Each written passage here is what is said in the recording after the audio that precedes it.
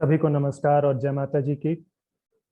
स्वागत है आपका गुर्जर विवाद पर चल रही हमारी सीरीज के 5वें भाग में। तो मुझसे कहा गया है कि आ, आप ये सब जो एविडेंस है, साक्ष्य हैं, इन्हें अथॉरिटीज के सामने साझा कीजिए। तो देखिए, ग्वालियर की मूर्ति के प्रकरण में वैसे भी केस चल रहा है, मैटर सब जुडिस है। कमेटी से सभी तथ्य साझा किए गए हैं, बहुत से लोगों ने इस पर काम किया है, मैंने भी एक छोटा सा योगदान उसमें दिया।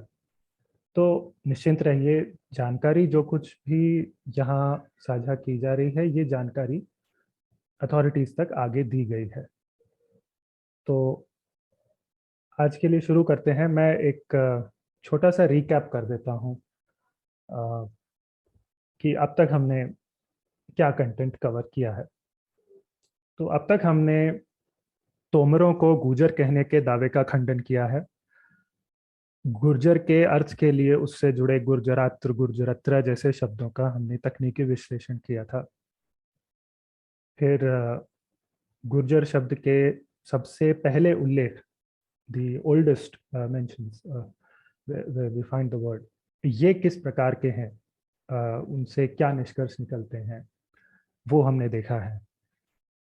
देन गुर्जर शब्द का उपयोग किसने किया, किसने नहीं किया, क्यों नहीं किया या क्यों किया।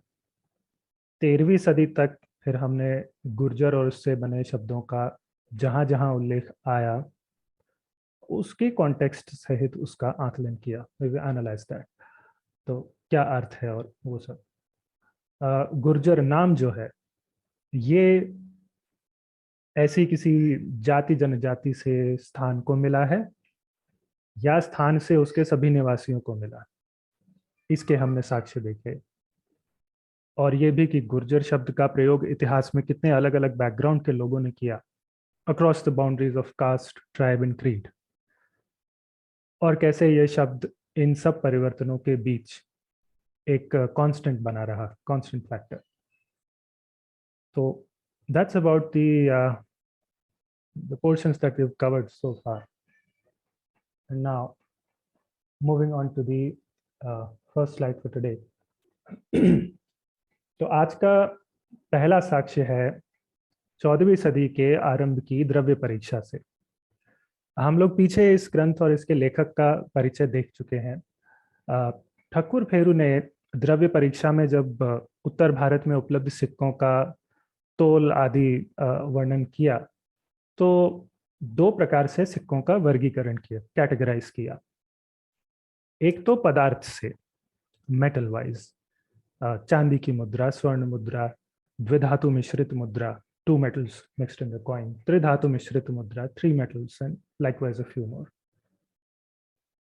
तो इसके बाद में सिक्कों का जो दूसरा वर्गीकरण वो करते हैं, that is by the host geographies. दूसरा वर्गीकरण उन्होंने भूगोल से किया। तो ये जो सूची आपको स्क्रीन पर दिख रही होगी, ज्योग्राफी के हिसाब से जब उन्होंने कैटेगराइज किया, so he puts up the coins as Malvi मुद्रा, ये मालवा की कॉइनेज है। नलपुर मुद्रा ये नरवर से है। चदेरिका मुद्रा चंदेरी की है। जालंधरी मुद्रा ये जालंधर की है। ढिल्लिका सत्क मुद्रा ये दिल्ली की मुद्रा है। और इनके साथ ही गुर्जर देश की गुर्जरी मुद्रा भी है, राइट। तो अब जहां ठकुर फेरू को अगर किसी सिक्के से रिलेटेड वंश जाति जैसा कुछ बताना था, तो उसके लिए उन्होंने अलग से स्पेसिफाई किया है। कैसे? जैसे ढिल्लिका मुद्रा जो आपको दिख रही है, जो कि दिल्ली की मुद्रा है, उसके साथ में कहा ऐता मुद्रा राजपुत्र तोमरस्य, कि ये तोमर राजपूतों की मुद्राएं हैं। पर बाकी सभी मुद्राओं को केवल स्थान से पहचाना गया है, जालंधर, चंदेरी, नरवर, मालवा, गुर्जर एक्सेट्रा। तो यहाँ भी गुर्जर शब्द से केवल स्थान बोध ही होता है, किसी प्रकार का वंश, कुल, जाति आदि का अर्थ यहाँ नहीं बनता। Moving on. ठीक है, अब मैं उस पॉइंट की ओर आऊंगा जहां हमने सेकंड सेशन में बात की थी, आपको याद हो तो, कि गुर्जर जाति अस्तित्व में आने के बाद भी गुर्जर देश के लोग स्थान सूचक शब्द से जाने जाते थे। यानी कि गुर्जर जैन, गुर्जर ओसवाल, गुर्जर बनिए वगैरह ये हम देख चुके हैं। साथ ही स्कंद पुराण का जो सह्याद्री खंड है, ये मध्यकाल के सेकंड हाफ में इन्फ्यूज हुआ है। It belongs to late medieval centuries. तो वहाँ भी उत्तर भारत के ब्राह्मण यहाँ के 5 भौगोलिक क्षेत्रों से जाने गए। तो पूरे समूह को पंच गौड़ कहा गया है, meaning there are 5 regions named in North India, and accordingly there are 5 categories of Brahmins identified by those geographies, and the whole group is called Panch Gaud. तो गौड़ देश के ब्राह्मण जो थे, if you look at the left, ये गौड़ी ब्राह्मण कहलाए। और इसी प्रकार से सारस्वत क्षेत्र जो कि गुजरात में आता है, वहाँ के ब्राह्मण सारस्वत कहलाए। कान्यकुब्ज ये कन्नौज के ब्राह्मण। चौथा है मैथिल, फिर पांचवा उत्कल। ठीक है, so these are regions of the north. फिर दक्षिण भारत के जो ब्राह्मण है ये पंच द्रविड़ समूह से जाने गए, और इस समूह की 5 शाखाएं थी। जस्ट एज पंच गौड़ थी, वैसे ही पंच द्रविड़ ने 5 शाखाएं। So they are also named by regions. Karnat ब्राह्मण ये कर्नाटक रीजन के थे। तेलंग ब्राह्मण तेलंगाना क्षेत्र के ब्राह्मण।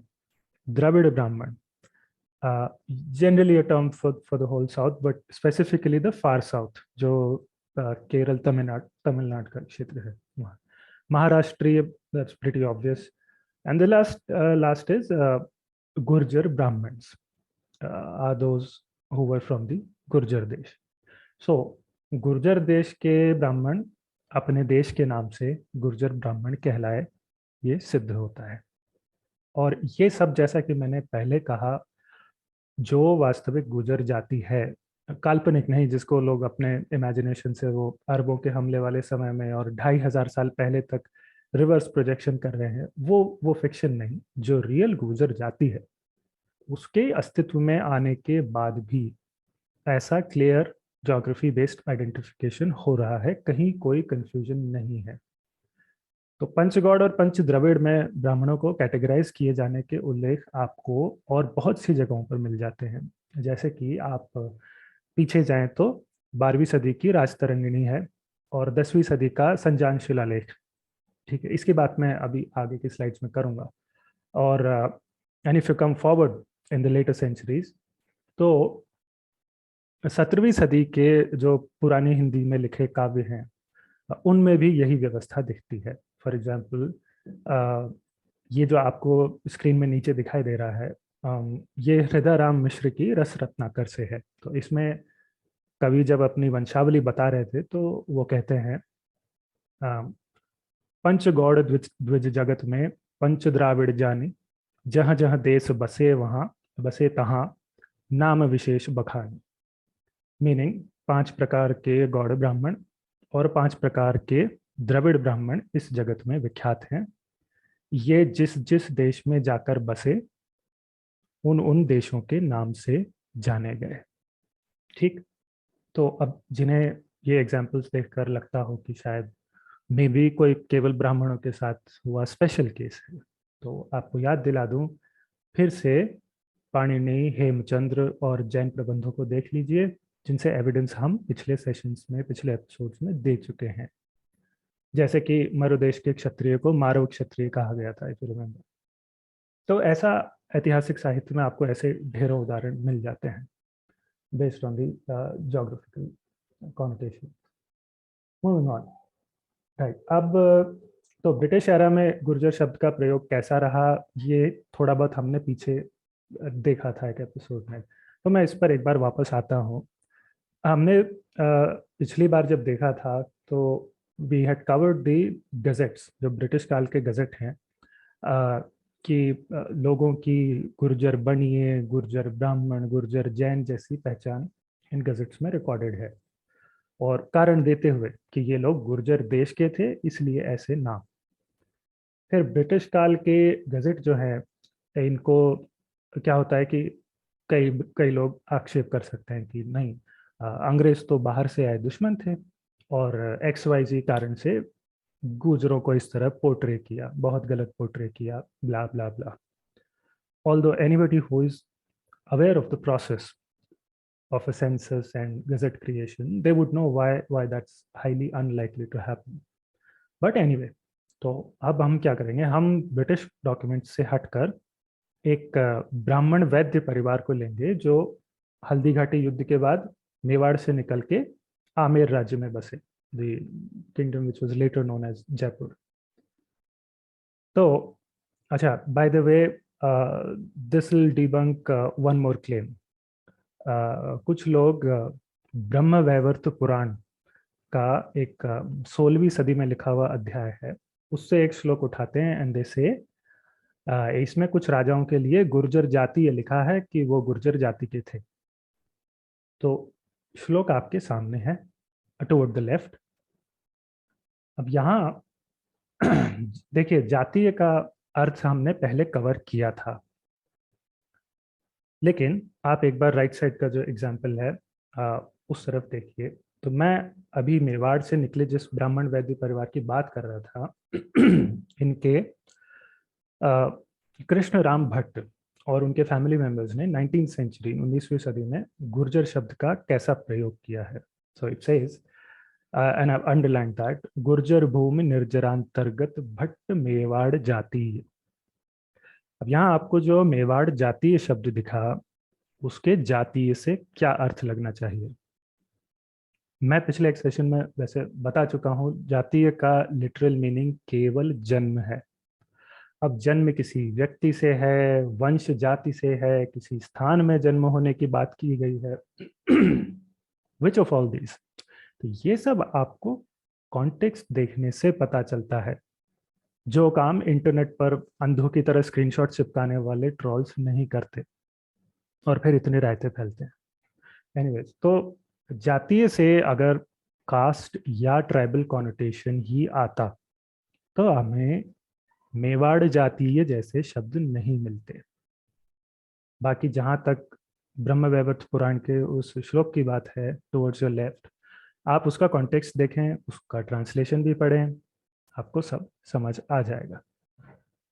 Okay, coming back to my topic. तो यहाँ राइट साइड में नीचे जो कुछ और प्रयोग हैं उसी समय के कृष्ण राम भट्ट के जयपुर विलास और होला महोत्सव से, those I've covered. So all of them continue with the same pattern of using Gurjar in the geographic connotation. ठीक, अच्छा आगे बढ़ते हैं। राइट, अब इसी तरह से पंडित सीताराम शास्त्री परवणीकर, इन्होंने 19वीं सदी में जयवंश महाकाव्य लिखा, और उसमें इन्होंने जो कछवाहा राजा थे, जयपुर आमेर किंगडम, उसमें एक कछवाहा राजा थे मलयसी, मलयसी के गुर्जर देश में जीतने का वर्णन किया। ठीक है, which is on your left, Jaivansh से। मलयसी जो थे ये लगभग पृथ्वीराज चौहान के समय के आसपास बताए जाते हैं, according to the Kachhwaha genealogies of Jaipur kingdom. और यही बात रिपीट होती है, ये जयपुर की वंशावली में भी बताई जाती है कि वहाँ इट इज रिटन देयर।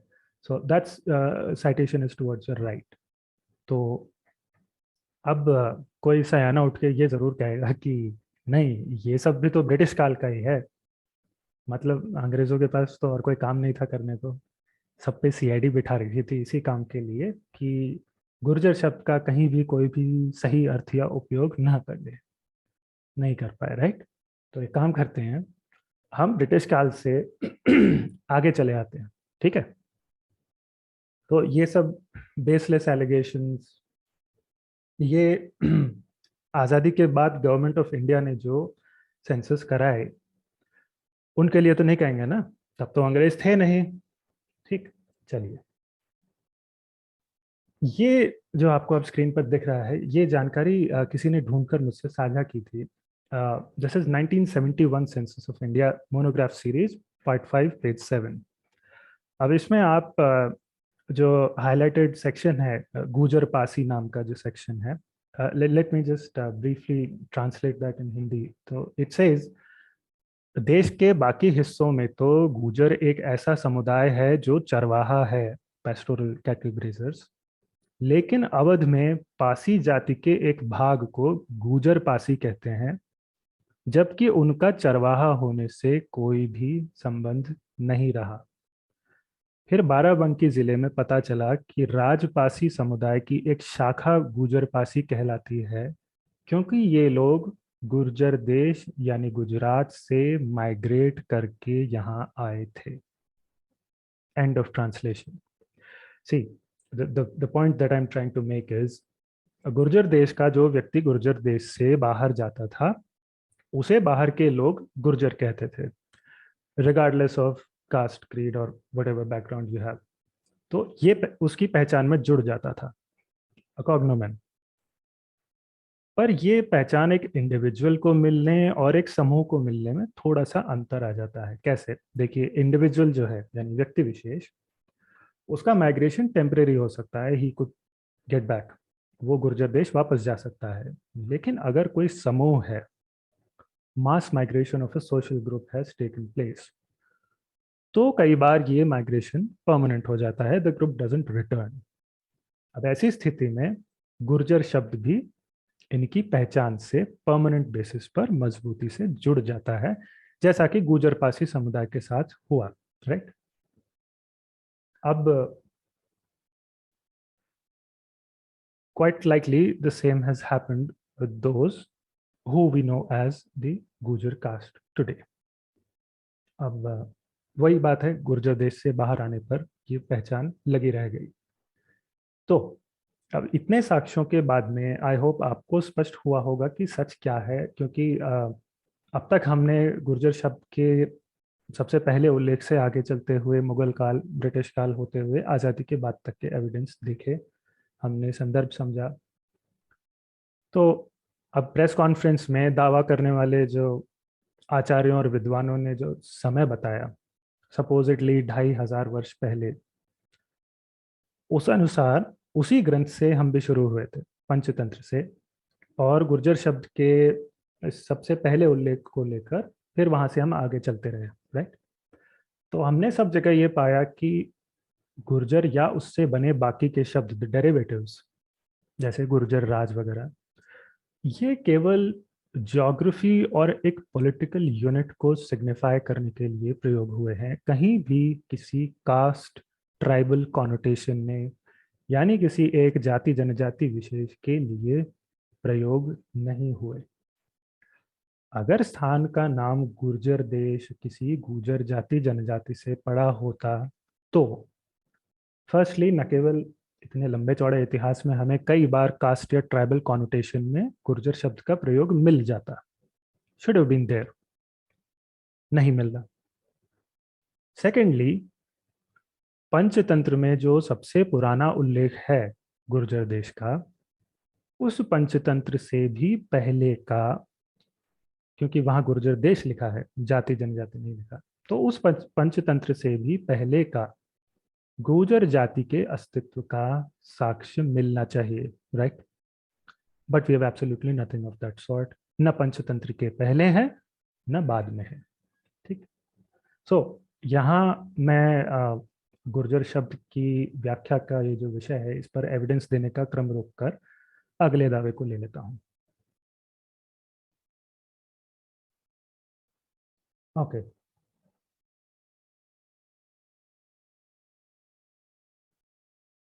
सो पूरा राजस्थान 16वीं सदी तक गुर्जरत्रा कहलाता था। आई am just listing the claims.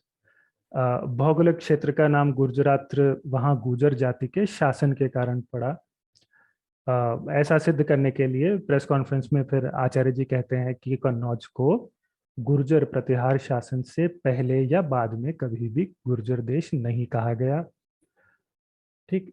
तीसरा, ये एक और ऐसी ही आपत्ति आती है कि अगर गुर्जर देश केवल एक क्षेत्र था और मूल रूप से गुजरात राजस्थान के कुछ भाग उसमें आते थे, तो 10वीं सदी में पंप भारत नामक रचना लिखने वाले कवि पंप जो थे, इन्होंने कन्नौज में बैठे तब के प्रतिहार सम्राट महिपाल को गुर्जर राज क्यों कहा?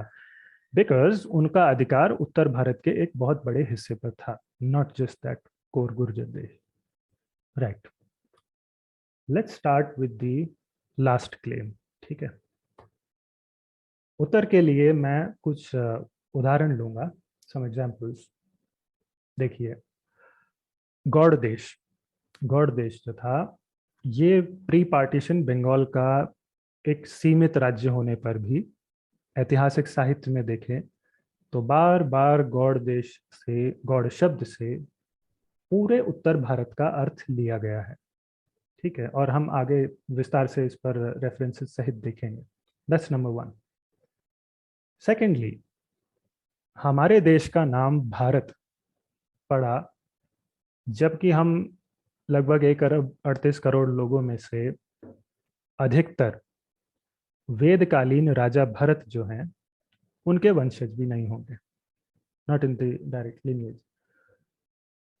थर्ड, हमारे देश का नाम फिर हिंदुस्तान पड़ा जबकि सिंध जो है वो हिंदुस्तान का बस एक छोटा सा भाग है। फिलहाल नहीं है, पर समय का चक्र एक दिन सिंध को फिर से हिंद में मिला देगा। I firmly believe that. Anyways, fourth is the British country. अब अंग्रेजों के देश का नाम इंग्लैंड पड़ा है, राइट, वी नो दैट। जो एंगल्स ट्राइब है, आंग्ल जनजाति, ये उस देश के 7 राज्यों में से केवल एक पर राज कर रहे थे। So there were 6 other contenders, but they got to name the whole country, England. अब ये सब उदाहरण देखें तो गुर्जर शब्द के साथ भी ऐसी स्थिति होना फिर बिल्कुल भी संदेह की बात नहीं रह जाती कि ऐसा कैसे हो सकता है, ऐसा तो नहीं हो सकता। No, there are plenty of precedents for this. ठीक है, अब ऐसा होता है ये तो ठीक है, पर हमारे विषय में यानी गुर्जर देश के केस में ऐसा होने के क्या कारण रहे वो अभी तक पता नहीं चला। तो उसे समझने के लिए हमें ये समझना होगा कि केवल गुर्जर ही नहीं, किसी भी राज्य के नाम से कितना बड़ा या छोटा भौगोलिक क्षेत्र माना जाए, इसमें समय समय पर बदलाव होते हैं। That's the main principle I am going to explain.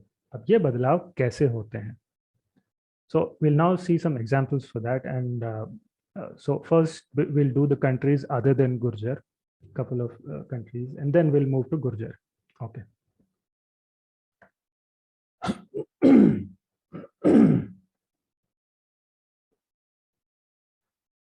Okay. अब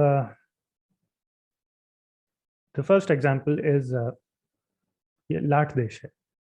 तो पहले मैं एक थोड़ा सा बिट ऑफ इंट्रो ऑन लाट देश।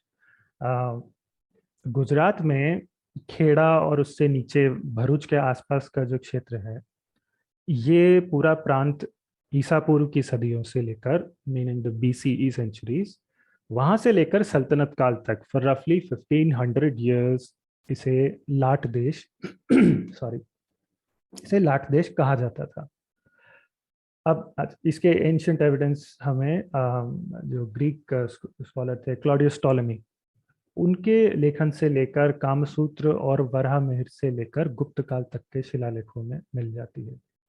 फिर आगे आ जाइए मिडिवल एज में, तो वहाँ भी 7वीं सदी में लाट देश पर प्रतिहारों की एक शाखा के दत्त द्वितीय जो थे प्रतिहार, उनका शासन था। ये हम पहले कवर कर चुके हैं।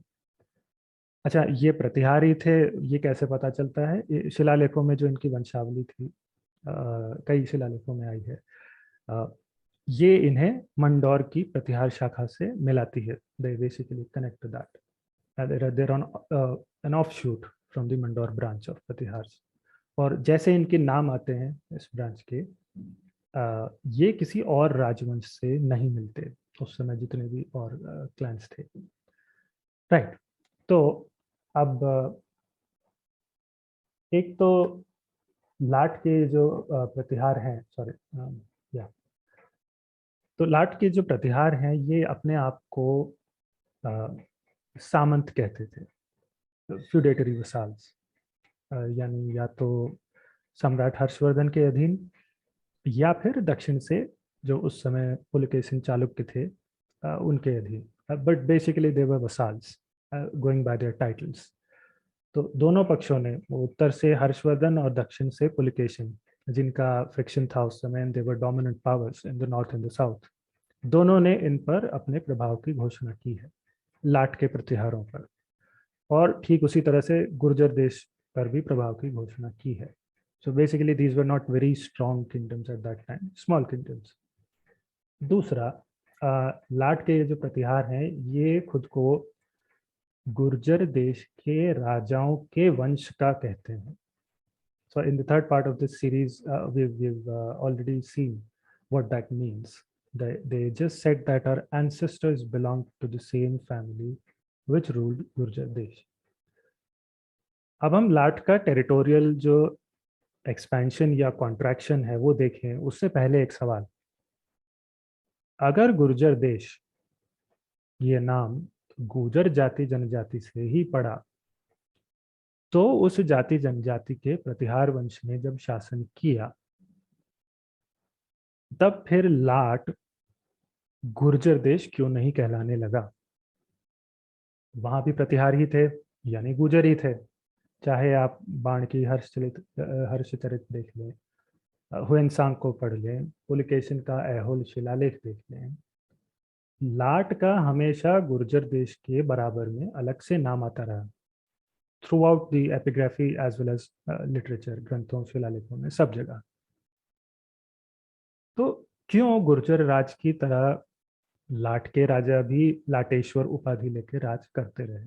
I mean, think about it. Why do we see two entities in parallel when the rulers were the same clan and same caste, if you go with that assumption? यानी कि अगर प्रतिहार जाति से गुर्जर थे और जहां जहां गुर्जर गए वहां वहां गुर्जर देश बनता था, आचार्य जी का एजम्पशन ले रहा हूं, तो फिर इन प्रतिहारों के एक राज्य का नाम गुर्जर देश और पास ही दूसरे राज्य का नाम लाट देश क्यों था, जबकि दोनों का शासन प्रतिहारों के हाथ में था, यानी सो कॉल्ड गुर्जर जाति के लोगों के हाथ में था? ऐसा इसलिए क्योंकि गुर्जर और लाट भौगोलिक क्षेत्रों के नाम थे। लाट के प्रतिहार शासकों के केंद्र भरूच, अंजनेरी, नवसरी और खेड़ा थे। गुर्जर देश के प्रतिहार शासकों के केंद्र मंडौर, जालौर, भीनमाल आदि थे। सो दोनों पर प्रतिहारों का ही शासन रहने पर भी इनके राज्यों के नाम अलग अलग थे, एज डिफाइंड बाय ज्योग्राफी। अब बात आ जाती है कि ऐसा ही था तो फिर कन्नौज से राज करते प्रतिहार शासक गुर्जर उपाधियां लिए क्यों बैठे थे? तो जैसा मैंने बताया, किसी भी नाम से कितना बड़ा या छोटा भौगोलिक क्षेत्र माना जाए, इस पर समय समय पर बदलाव होते हैं। कन्नौज गुर्जर देश का भाग बाद में बना और केवल इस आधार पर बना कि जो मूल क्षेत्र था गुर्जर देश का, राजस्थान और गुजरात के भाग, वहां से उठी राजनीतिक शक्ति का, वंश का नहीं, वंश तो लाट देश में भी बैठा है, राजनीतिक शक्ति का प्रसार, expansion of the state, a political unit, वो कन्नौज तक हो गया था। अगेन, कहाँ से उठे? कोर गुर्जर देश से, राजस्थान और गुजरात के एरिया से। और ये प्रतिहार राजनीतिक शक्ति लाट के प्रतिहारों से अलग थी। इनके साम्राज्य में लाट नहीं आता था। लाट वाली एक अलग शाखा थी जिसका अपना अलग राज्य, राजा, अलग राज परिवार थे। ओके, अब ये जो गुर्जर जाति के थे इसलिए गुर्जर देश कहलाया का दावा है, ये क्या करता है कि किसी भी राज्य के एक राजनीतिक इकाई के रूप में एज अ पॉलिटिकल यूनिट काम करने को एक जाति से जबरदस्ती जोड़ देने का प्रयास है। Now, what do I mean by that? आज के समय को ले लेते हैं। Let's take a imaginary example. हम लोग किसी भी भौगोलिक क्षेत्र को उसकी राजनीतिक इकाई से जानते हैं, द पॉलिटिकल एंटिटी बेसिकली, जिसे हम लोग देश, राष्ट्र, कंट्री, नेशन वगैरह कहते हैं, राइट। अब कल्पना कीजिए कि आज कोई देश जैसे कि अमेरिका है। अमेरिका जो कि एक राजनीतिक इकाई है, इट्स अ पॉलिटिकल यूनिट। वो अपनी सीमाओं से लगे किसी नए क्षेत्र का अधिकार कर लेता है, they acquire new land, adjacent land, जैसे भी, शांति से, बल से, by whatever means you want to imagine. तो समय के साथ अमेरिका की जो भौगोलिक पहचान है, द टेरिटोरियल आइडेंटिटी, ये थोड़े और बड़े क्षेत्र से होगी, जिसमें वो जो नई भूमि उनके नियंत्रण में आई थी वो सम्मिलित होगी, right, inclusive of that new acquisition. यानी अगर मैं 150 साल बाद में उस जीते हुए क्षेत्र में जाकर खड़ा होता हूँ, तो मैं क्या कहूँगा कि मैं अमेरिका में हूँ, राइट, वैलिड, गुड सो फार। अब क्योंकि वो भूभाग जिस जि, वो जिस राजनीतिक इकाई के अंतर्गत आता है उसका नाम अमेरिका है, इसलिए इस तरह का आइडेंटिफिकेशन हो जाएगा। The political unit to which this land now belongs is known as America, so one could say that they are in America. अब इस बात पर क्या मैं ये कहने लगूं कि क्योंकि इस क्षेत्र को अमेरिका केवल अमेरिकी लोगों का नियंत्रण होने के बाद ही कहा गया, सो अमेरिका अवश्य ही कोई जाति होगी। ये मजाक नहीं तो और क्या है। तो गुर्जर देश के प्रतिहारों के विस्तार को गुर्जर जाति से जोड़ना बिल्कुल ऐसा ही मजाक है, और मीडिया से और आप सबसे अपेक्षा की जाती है कि ऐसे मजाक को इतिहास मान लिया जाए। बताइए कैसे मान ले। I mean, some people have been lying with such desperation that they've started believing their own lies. And that illness of deluding yourself willingly, it's not easily curable. Anyway, so we are not here for them, right? तो अब राज्यों की सीमाएं समय समय पर बदलती रही हैं, उनमें विस्तार होता है, नया क्षेत्र जुड़ने से वो भूमि खोकर सिकुड़ते भी रहे हैं। उसी अनुसार राज्य का नाम लेने पर क्या भौगोलिक क्षेत्र माना जाए, इसकी परिभाषा बदलती रही है। ये कोई विचित्र बात नहीं है, it happens all the time. पर इसका उस राज्य का नाम किस आधार पर पड़ा, इस बात से कोई संबंध नहीं है, ठीक है। तो ये तो हुआ एक करंट एग्जाम्पल अमेरिका का, इमेजिनरी था। तो मैं अब क्या करता हूँ, मैं कुछ ऐतिहासिक उदाहरण लेता हूँ जिससे बात की पुष्टि हो जाए। Okay, the sequence is a bit of, ये उदाहरण है उत्तर प्रदेश के कन्नौज और मध्य प्रदेश के कालिंजर का। अब आज कन्नौज को एक नगर, एक सिटी के रूप में जाना जाता है, राइट। पर हमेशा ऐसा नहीं था।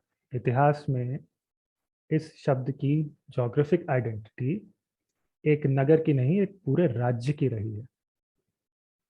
तो अगर आप 8वीं सदी में आए जो चीनी यात्री थे, Xuanzang, also known as Yuan Chwang, इनको देखें तो इन्होंने कन्नौज को आकार से 4000 ली सर्किट का देश कहा है।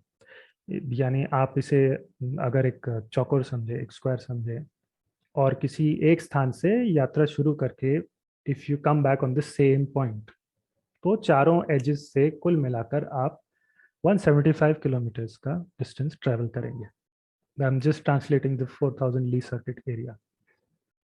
अच्छा, इसके बाद टुवर्ड्स योर राइट, ये जो हलायुध कोश का एग्जाम्पल है, तो 10वीं सदी में हलायुध नाम के एक विद्वान थे, ये उनके ग्रंथ से है, तो उन्होंने भी कन्नौज को एक देश बताया है, ठीक। अब अगला है मध्य प्रदेश के बरहा से मेहर भोज प्रतिहार का 836 ईस्वी का ये ताम्रपत्र। इसमें सम्राट मेहर भोज प्रतिहार का संबोधन है। He is addressing the people of a place known as Udumbara vishaya, ठीक है। और उदुम्बर को इस शिलालेख में कन्नौज प्रांत के अंतर्गत कालिंजर मंडल में बताया गया है। ठीक है। कन्नौज और कालिंजर के बीच 250 किलोमीटर की सीधी दूरी है, as the crow flies. Not talking about the road distance, सीधी दूरी 250 किलोमीटर। लेकिन इतिहास में कालिंजर हमेशा कन्नौज के अंतर्गत भी नहीं रहा, एक अलग राज्य भी रहा है कालिंजर। तो अब कालिंजर के कभी कन्नौज प्रांत में इंक्लूड होने से, माने जाने से, फिर से क्या मैं ये कह दूं कि कन्नौज किसी जाति का नाम था और कन्नौज जाति के लोग आए तभी कालिंजर को कन्नौज का भाग माना जाने लगा? I know I sound ridiculous, पर मैं आचार्य जी का ही लॉजिक लगा रहा हूँ। Anyways, आगे चलें तो ये जो आपकी स्क्रीन पर सबसे नीचे है, ये 1169 ईस्वी 1169 एडी की सोमनाथ पट्टन प्रशस्ति है। अ, ये कहती है, वैसे इसके अलावा आप अगर 13वीं सदी की जमीयत तवारीख देखेंगे, which is a Muslim source, उसमें भी ऐसा ही बताया गया है कि कन्नौज एक बड़े क्षेत्र का नाम है, वन ऑफ द 5 और 7 एरियाज, ऐसा कुछ करके बताया। तो coming back to Somnath Pattan Prashasti, it says कि कन्नौज देश में बनारस नाम का स्थान है। आई हाईलाइटेड दैट पार्ट। तो आज की कन्नौज सिटी से बनारस की सीधी दूरी 360 किलोमीटर से भी ज़्यादा है। तो अब इतने से आपको स्पष्ट हो गया होगा कि कन्नौज शब्द कभी एक बहुत बड़े क्षेत्र को डिनोट करता था, एंड एज वी नो बाद में ये परिभाषा धीरे धीरे एक नगर तक सिमट गई, द सेम वर्ड, राइट। अच्छा, आगे चलते हैं। राइट, ऐसी ही घटत बढ़त हुई है हमारे लाट देश के साथ। तो आज का जो गुजरात है उसके ईस्टर्न और सदर्न पार्ट को पहले लाट देश कहते थे, यू नो दैट। दूसरी सदी में एक ग्रीक मैथमेटिशियन थे, क्लॉडियस टॉलेमी। इन्होंने ज्योग्राफी के यूफेकिसिस में लाट देश के वर्णन में एक बहुत बड़े एरिया को दर्शाया है, जिसमें महाराष्ट्र का नासिक है, मध्य प्रदेश का उज्जैन, गुजरात का नवसरी और भरूच, ये चारों लाट देश में इंक्लूडेड है। Reasonably large area, yes. ठीक है। Then somewhere down the line, ये जो लाट शब्द है, ये एक छोटे क्षेत्र के लिए कहा जाने लगा। तो हमने पहले देखा था कि लाट पर प्रतिहारों के शासन के बाद अ, राष्ट्रकूटों का भी शासन हुआ था, राइट। तो लाट के जो राष्ट्रकूट शासक थे, इनका 9th सेंचुरी एडी से एक दान पत्र आता है, ग्रांट, भरूच से। ठीक है। तो उसमें लाट देश एक बहुत छोटे देश को, क्षेत्र को दर्शाया गया है। ठीक। तो यहाँ तक आते आते जो जोग्राफिक कॉनोटेशन थी ये कॉन्ट्रैक्ट हो गई। मूविंग ऑन, गौड़ देश। गौड़ भौगोलिक क्षेत्र की बात करें तो गुप्त वंश के जो राजा, toward the end of the Gupta dynasty in India, Gupta वंश के जो राजा गौड़ देश में राज कर रहे थे, उन्होंने अपने आप को गौड़ कहा।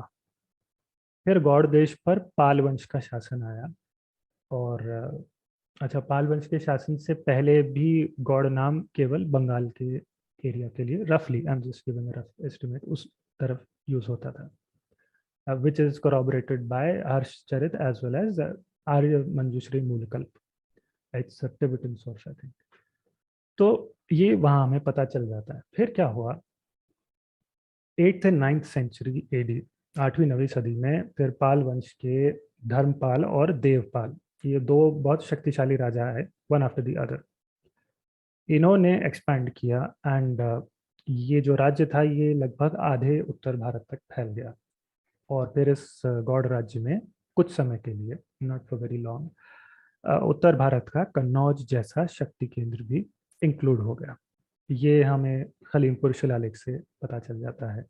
और ये भी कि पाल वंश के इस कन्नौज विजय पर गांधार, अवंती, विच इज रफली मालवा, मत्स्य आदि देशों के राजा सम्मान में झुके। ठीक है, तो वो सब कुछ ऑल दैट इज मेंशन्ड। अब मैं अगले पर आता हूँ। राइट।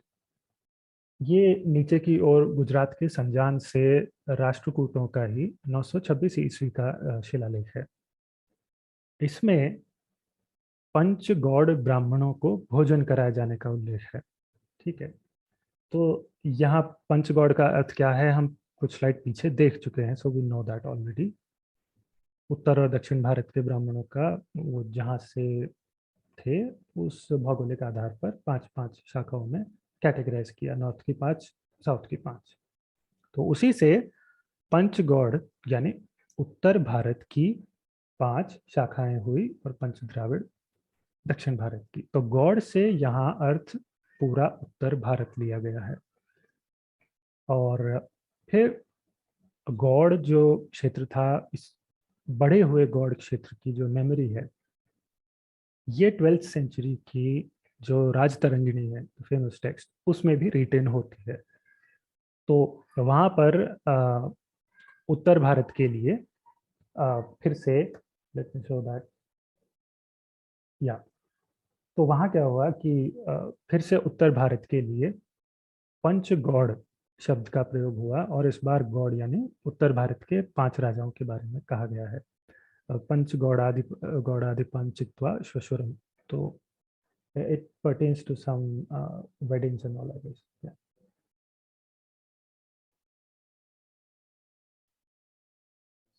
फिर इसके बाद आती है 13वीं सदी की काव्य शिक्षा। ये विनय चंद्र सूर्य ने लिखी थी। और काव्य शिक्षा आते आते भारत में उस टेक्स्ट में कुल 84 देशों के नाम गिना दिए गए, जिनमें से एक गौड़ देश था। चतुर्शीति देश गौड़ कान्य कुब्ज गुर्जर सिंधु के कारण, और इस तरह से एक पूरी लंबी सी लिस्ट बनती है। तो अब आप अनुमान लगा सकते हैं कि 13वीं सदी में गौड़ कितना बड़ा क्षेत्र बचा होगा। नाम बदला नहीं, नाम अब भी गौड़ है। तो जो कोर ज्योग्राफी थी बिहार बंगाल क्षेत्र की, अब भी वही पहचान है, गौड़। पर जब वहां से उठी एक राजनीतिक शक्ति ने, यानी पाल वंश ने, कोई गौड़ जातिवादी कुछ नहीं है, पाल वंश ने भौगोलिक विस्तार किया, टेरिटोरियल एक्सपेंशन, तो गौड़ शब्द से बहुत बड़ा क्षेत्र जाना जाने लगा, right, including Kannauj of course. फिर जब पाल वंश की शक्ति ध्वस्त हुई तो गौड़ की भौगोलिक परिभाषा फिर से सिकुड़ गई। और हम पहले देख चुके हैं कि उस समय गौड़ नाम की कोई जाति नहीं थी। सो कंक्लूजन, निष्कर्ष यह है कि राज्यों के आकार बदलते रहते हैं इनकी रूलिंग पॉलिटिकल पावर्स के प्रभाव अनुसार। राज्यों के वही नाम कभी बड़े तो कभी छोटे क्षेत्र पर लागू होते रहते हैं, राइट। तो अब बाकी के एग्जाम्पल्स हो गए हैं हमारे। अब हम गुर्जर देश या गुर्जरात की जो भौगोलिक व्याख्या है, यानी एक्सटेंट में होने वाले बदलाव, अब हम गुर्जर वर्ड से समझेंगे। So, how did the word Gurjar go through these expansions and contractions? 7वीं सदी का जो हुएन सांग का डिस्क्रिप्शन है, वहां से शुरू करते हैं, which is on your screen. तो उन्होंने जब गुर्जर शब्द का प्रयोग किया तो साथ ही अपनी यात्रा के और भी कई क्षेत्रों के नाम लिए उन्होंने, the other places that he went to, जैसे कि कच्छ आता है, मालवा आता है, भरूच है, Kheda, Ashapalli, Vallabhi, Surat, Anarta, Ujjain. I think most of them are there on the screen. तो अब इससे पता चलता है कि 640 ईस्वी के उस समय में गुर्जर देश जो था एक मिडिल साइज्ड एरिया का नाम था, और राजधानी थी दक्षिणी राजस्थान के भीनमाल में। ठीक, तो हुएन सांग ने जो आकार बताया है in terms of Lee circuit, which is a distance and area unit in China, तो to understand that गुर्जर देश को एक चौकोर समझे तो हर भुजा, every edge is roughly 325 kilometers. Okay. I repeat, this is a rough estimate from 640 AD.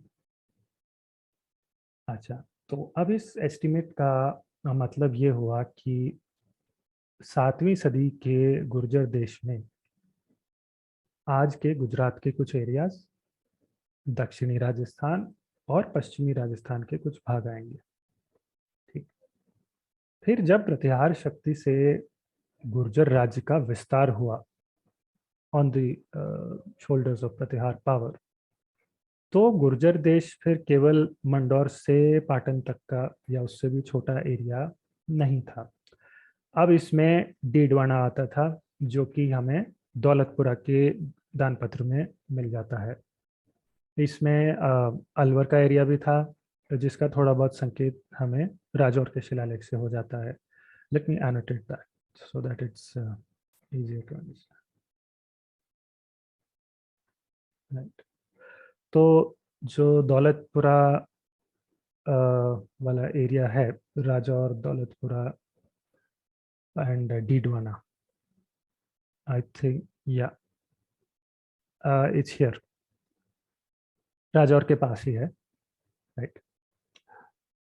Okay.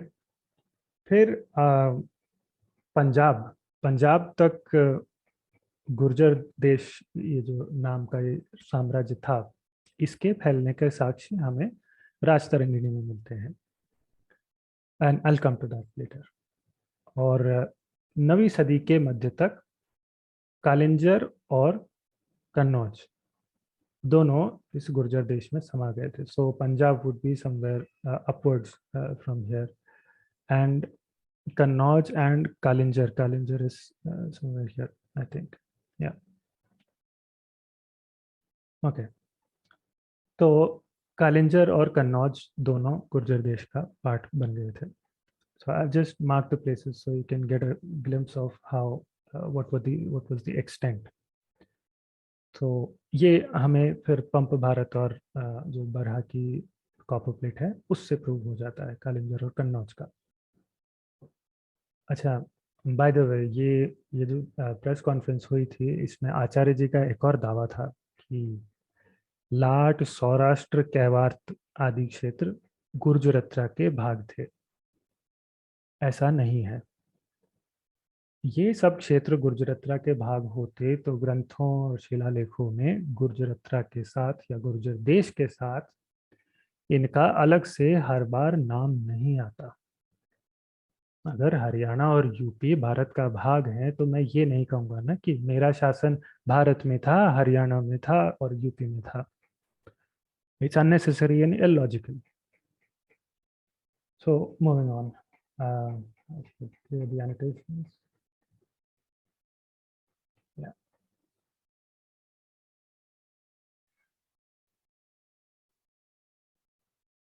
Okay.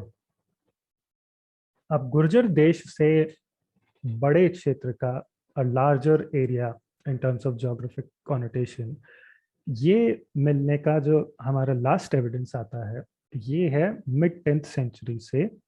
जो famous text है यशस तिलक चंपू। अब ये वो समय था जब प्रतिहार शक्ति अपनी ढलान पर आने लगी थी, the beginning of the end of their empire, you can say that. तो यशस तिलक चंपू में ये जानकारी आती है कि भारत के अलग अलग क्षेत्रों की सेनाओं के वर्णन में, जो कि भौगोलिक आधार पर बताया गया है, किस किस किस क्षेत्र की सेना और सैनिक कैसे दिखते हैं, क्या शस्त्र, क्या वस्त्र, their appearance, dress, armour, gear etcetera. So उस तरह का एक वर्णन किया गया है। So the list that we get is of 5 major armies in India, purely based on geography. ठीक है। तो as you can see on your screen, there is a द्रामिड़ बलम, that's द्रविड़ सेना, दक्षिणात्य की सेना है, फिर उत्तर पथ आता है, and after that it is या तिरभुक्त। तो ये तिरभुक्त है, जो तिरहुत रीजन है, उसकी सेना है। And then in the end Gurjar sena. Right. Okay, time to annotate. अब द्रविड़ सेना जो है,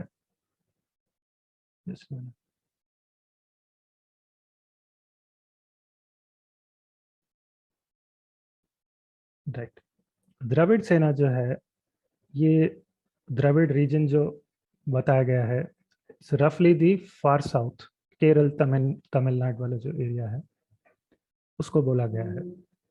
फिर उससे थोड़ा ऊपर जो डेक्कन प्लेटो है, यहाँ पर अपना दक्षिणात्य जो रीजन है उसकी बात की गई है, रफली दिस पार्ट।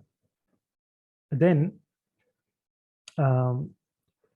तिरहुत आता है। Tirhut is modern Bihar and जो ग्रंथकार हैं उन्होंने उसमें गॉड को भी इंक्लूड किया है, so it's a huge chunk toward the east. ठीक है।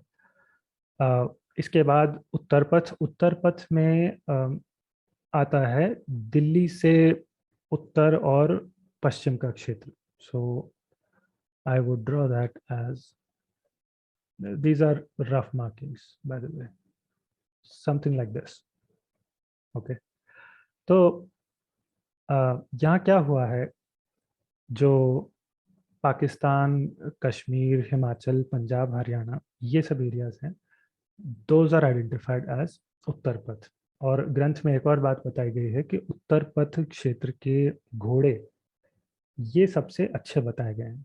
So again you can easily verify, you can confirm कि उत्तर पथ फिर कहाँ से कहाँ तक होगा, because if you look at the regions of Indian subcontinent that were known to have the best horses as compared to other Indian regions, it's the same Uttar Path areas that we just identified. Okay, और इन सब के बाद में आता है गुर्जर देश की सेना का आइडेंटिफिकेशन। तो ग्रंथ के अनुसार गुर्जर देश कहाँ से कहाँ तक था। अब ये जो सेनाओं को लेकर अलग अलग क्षेत्रों का जितना भी वर्णन अभी तक आया है उसके आधार पर जोग्राफिक एस्टिमेट हमने बनाया, रफ एस्टिमेट। तो उससे देखें तो यशस तिलक चंपू में गुर्जर देश अभी भी कन्नौज से गुजरात तक बताया गया है, जिसमें बीच में राजस्थान भी आ जाता है। बट यस, पंजाब हाथ से निकल चुका है। Okay, so this is your Gurjar देश रफली। ठीक है। नाउ अब इसके बाद में क्या हुआ कि प्रतिहार साम्राज्य तेजी से फिर बिखरने लगता है। सो उसी अनुसार फिर गुर्जर शब्द से कितना बड़ा क्षेत्र माना जाए, ये आकार भी फिर सिमटने लगता है। ये basically designate a smaller region with the same name. So will see that 11वीं सदी के शुरुआत में in the first half Dhanpal नाम के एक विद्वान थे जिन्होंने तिलक मंजरी लिखा, और उसमें जो मॉडर्न राजस्थान है उसके एक बड़े भाग पर, जहाँ पहले प्रतिहारों का राज्य था, उसे उसके एक बड़े भाग पर उस हिस्से को मरुमंडल उन्होंने कह दिया। ठीक है। So what used to be known as Gurjar Desh, a huge chunk of that begins to be identified as मरुदेश और मरुमंडल। नेक्स्ट, ऐसा ही उल्लेख 12वीं सदी की पृथ्वीराज विजय में भी आता है। तो यहाँ राजस्थान गुजरात रीजन में ही गुर्जर देश और मरुदेश नाम से दो अलग अलग क्षेत्र बता दिए जाते हैं। ठीक है। फिर 12वीं सदी में ही विख्यात जैन आचार्य हेमचंद्र, ये सोलंकियों के राजकाल में एक ग्रंथ लिखते हैं, त्रिशष्टि शला का पुरुष चरित्र। तो उसके एक महावीर चरित नामक सेक्शन है, वहाँ एक श्लोक आता है, इट सेज स्वाम्याख्याति स्म सौराष्ट्र लाट गुर्जर सीमानि क्रमेण नगरम भावी नामना आन्हिल पाटकम, एंड ट्रांसलेशन इज देयर। तो अर्थ ये हुआ कि सौराष्ट्र, लाट और गुर्जर, ठीक है, आई रिपीट, सौराष्ट्र, लाट और गुर्जर, इन तीनों देशों की सीमाएं जहां मिलती हैं वहां अनहिल पट्टन मीनिंग पाटन नाम का एक नगर होगा। This is they are talking of the Patan of Gujarat. तो इससे पता चलता है कि राजस्थान के साथ गुजरात के सौराष्ट्र जैसे कई क्षेत्र भी गुर्जर देश की सीमाओं में नहीं थे। ठीक। उसी समय हेमचंद्र ने कुमारपाल प्रतिबोध प्रबंध भी लिखा। वहां वो कहते हैं, कर्नाटे गुर्जरे लाटे सौराष्ट्रे कच्छ सैंधवे उच्चायाम चैव भाम्बेर्यम मारवे मालवे तथा, and then the next line has few more regions listed. तो यहाँ गुर्जर देश का नाम आता है और उससे लगे हुए कुछ एरियाज लिस्टेड हैं। These are Marudesh which is Thar desert रफली, भाम्बेर है नॉर्थ ईस्टर्न गुजरात, फिर सौराष्ट्र और कच्छ है, we know where these are, and then lastly there is Mewad from South Rajasthan, meaning these areas were not a part of Gurjar Desh. That makes Gurjar Desh a fairly small kingdom. Okay. अच्छा, 13वीं सदी के आरंभ में एक ग्रंथ लिखा गया, जैन ग्रंथ था विविध तीर्थ कल्प।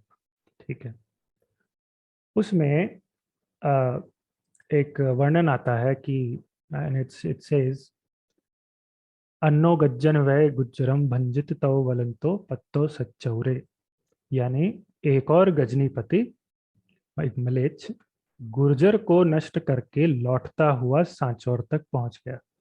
सो सांचौर है दक्षिण राजस्थान में। सो दक्षिण राजस्थान का सांचौर भी गुर्जर देश का पार्ट नहीं रहा।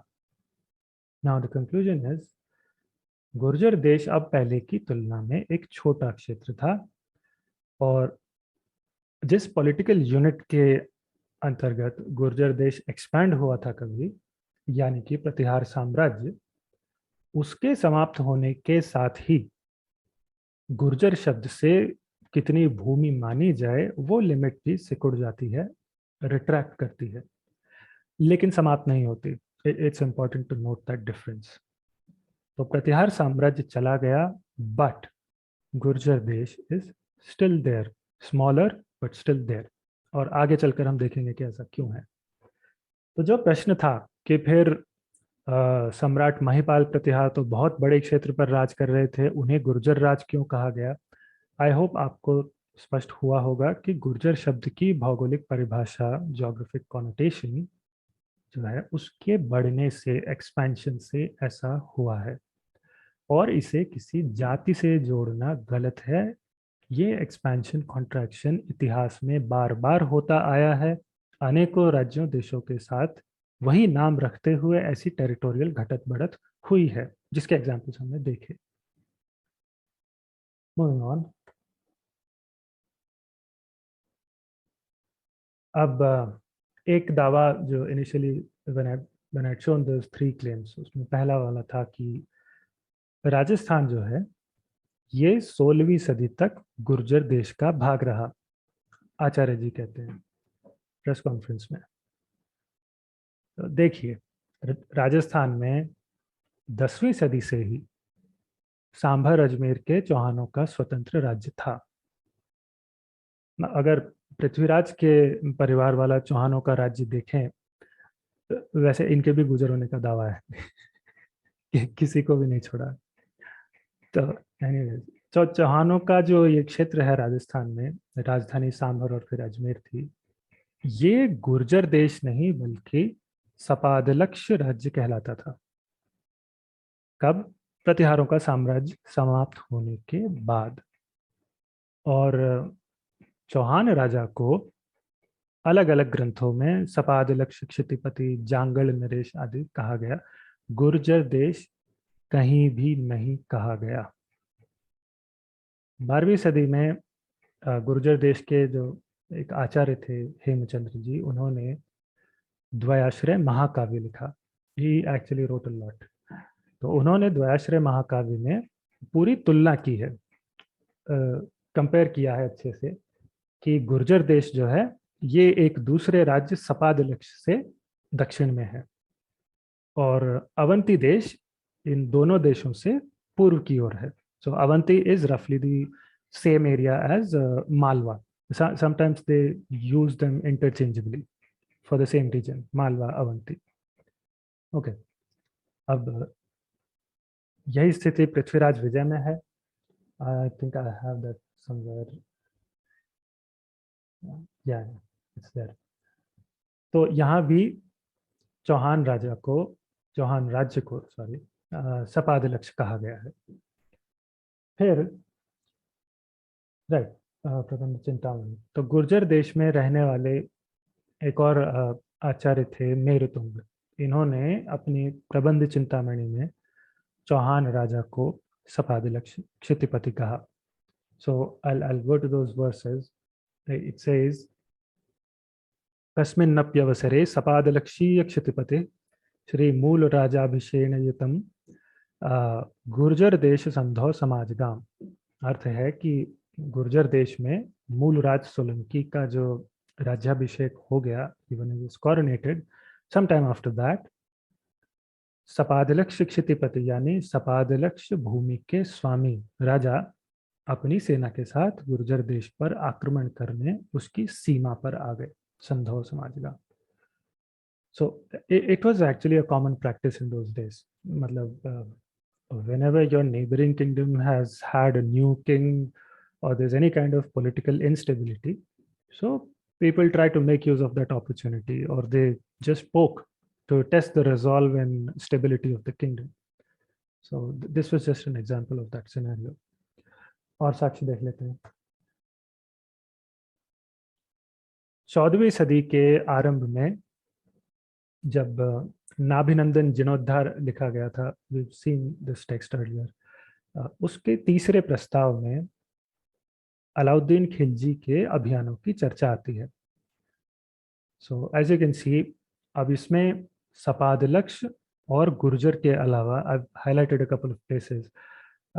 You can see Karnat, Pandya, Tailang, Malwa, Chitrakoot which is Chittor, ऐसे क्षेत्रों के नाम आ रहे हैं साथ में। तो वन थिंग टू नोटिस कि राजस्थान के ही रणथंभौर से 13वीं सदी के जो प्रसिद्ध राजा थे हम्मीर देव चौहान, उन्हें इन पंक्तियों में सपादलक्षाधिपति कहा गया है। Third line in these versus, right.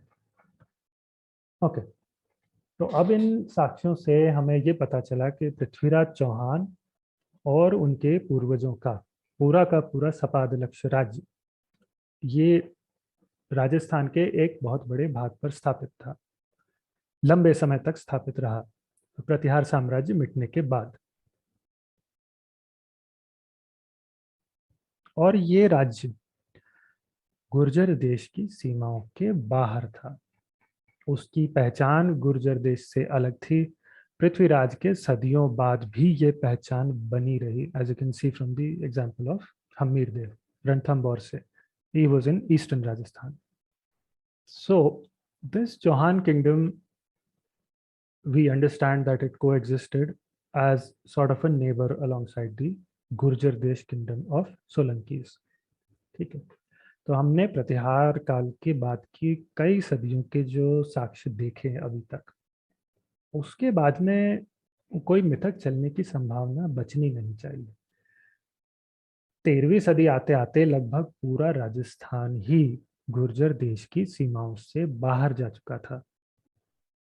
और हमें यह भी पता चलता है कि लाट और सौराष्ट्र भी इतिहास में अधिकतर समय गुर्जर देश का भाग नहीं रहे। टू वेरीफाई दैट, आप जो अब तक के सेशंस में जितनी भी एविडेंस हमने देखी है, if you want you can revise that, जगह जगह आपको लाट और सौराष्ट्र जैसे शब्द ये गुर्जर शब्द के साथ बाकी राज्यों की तरह लगे हुए मिलते हैं।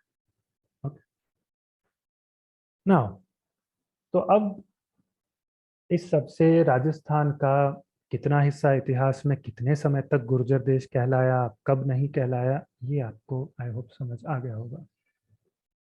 एंड आई होप वो पॉइंट भी क्लियर होगा कि कैसे सम्राट महिपाल प्रतिहार उत्तर भारत के एक बड़े क्षेत्र पर अधिकार होने के बाद भी पंप भारत जैसे ग्रंथों में गुर्जर राज कहलाया। It was due to an expanded region now being connotated by the same word Gurjar. Most importantly, that didn't happen because of some imaginary Gurjar caste. It was a simple case of political power expanding its dominion. और हमने ये भी देखा कि ये सामान्य बात है, मतलब लाट, गौड़, कन्नौज ऐसे कई नामों के साथ यही हुआ, the same geographic connotations, expansion, territorial expansion and contraction for the same word. अगर फिर भी कल्पना कर लेते हैं कि कन्नौज तक गुर्जर पहुंच गए, इसलिए कन्नौज गुर्जर देश का भाग कहलाया। ओके। और जो सामंत वंश थे गुर्जर प्रतिहार साम्राज्य के नीचे जो रहे, सोलंकी, चौहान, चंदेल, परमार वगैरह, वो भी तो आचार्य जी के अनुसार गुर्जर ही थे ना, दैट्स द क्लेम। वो भी मान लेते हैं। ठीक है। तो ये बताइए कि जब इन गुर्जरों का, जो कि वास्तव में प्रतिहार वंश थे, इनका राज्य जब फिर से सिकुड़ रहा था, प्रतिहारों का जो डिक्लाइन आया, साम्राज्य समाप्त हो रहा था 10th and 11th centuries AD, तो फिर जब जो राज्य है एक गुर्जर वंश से, यानी प्रतिहारों से दूसरे गुर्जर वंशों को चला गया, जैसे चौहान, चंदेल, परमार वगैरह, फिगर दैट assumption, ऐसा क्यों नहीं हुआ कि चंदेलों, परमारों, चौहानों के यहाँ किसी के यहाँ तो नाम गुर्जर देश बना रहता? वो भी तो गुर्जर ही थे ना। अच्छा चलिए, एक से दूसरे राज्य के बीच में पहचान कैसे होगी, थोड़ा कंफ्यूजन आ जाएगा, क्योंकि एक साम्राज्य की जगह अलग अलग राज्य आ गए ना, नाम अलग रखने पड़ेंगे। ठीक है। पर इन राज्यों के राजा तो कम से कम साथ में वो गुर्जर उपाधियां धारण किए रहते, जैसे प्रतिहारों ने की थी। वैसा भी नहीं हुआ। क्यों नहीं हुआ? क्यों इन राज्यों के नाम के साथ साथ ये उपाधियां धारण नहीं की गई? जैसे चौहानों का जो राज्य था, अ, सपादलक्ष राज्य, राजा की उपाधि सपादलक्ष क्षितिपति, जांगल नरेश। चंदेल राजाओं की अपनी उपाधियां हैं, दशारणाधिपति, कालिंजराधिपति। दशार्ण एक नदी का नाम है, कालिंजर एक स्थान का। परमार राजा भी गुर्जरपति नहीं कहलाते, मालवपति कहलाते हैं, मालवा से। तो गुर्जर उपाधि इन राज्यों ने, इनके राजाओं ने, किसी ने इनमें से कभी नहीं रखी। न राज्य का नाम गुर्जर, न राजा की उपाधि गुर्जर, ना कोई और तीसरे तरह का जुड़ाव गुर्जर शब्द से नहीं है।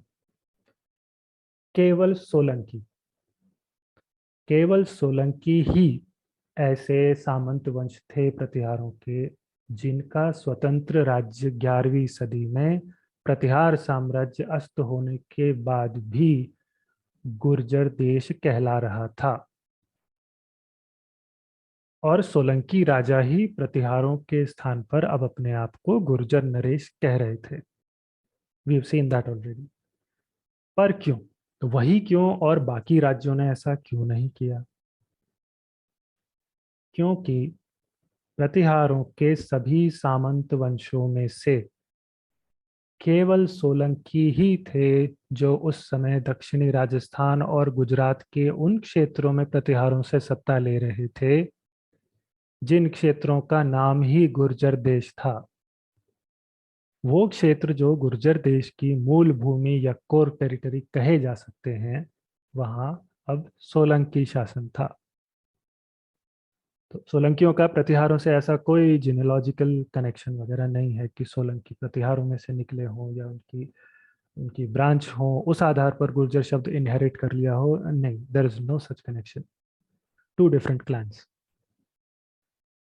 अब जहां पर चौहानों के, चंदेलों के और परमारों के स्वतंत्र राज्य उभरे हैं, वो रीजन्स सिर्फ कुछ समय के लिए प्रतिहारों के विस्तार का क्षेत्र थे, meaning areas occupied by temporary expansion when Pratihars were peaking as an empire. फिर प्रतिहार एम्पायर जब समाप्त हुआ, तो समाप्त होने के बाद इन बाकी के राज्यों के सपाद, लक्ष्य, जांगल देश, मरुदेश जैसे नाम चलन में आ गए।